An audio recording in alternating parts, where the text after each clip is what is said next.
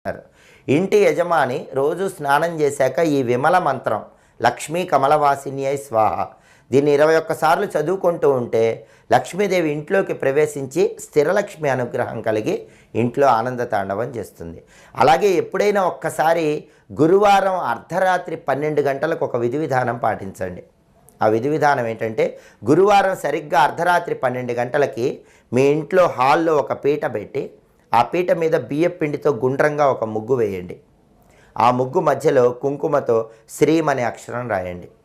ఆ పీట దగ్గర 11 ప్రమిదలుంచి ఆవు నెయ్యి పోసి దీపాలు వెలిగించండి. దీపాలు వెలిగించిన తర్వాత శ్రీం అని 108 సార్లు చదవండి. జీవితంలో ఒక్కసారైనా గురువారం అర్ధరాత్రి పూట ఇలా పీట మీద గుండ్రంగా బియ్యం పిండితో ముగ్గేసి మధ్యలో కుంకుమతో శ్రీం అని రాసి లేదా శ్రీ అనే అక్షరం రాసి అక్కడ 11 మట్టి ప్రమిదలుంచి ఆవు నెయ్యి పోసి దీపాలు పెట్టి ఆ దీపాల దగ్గర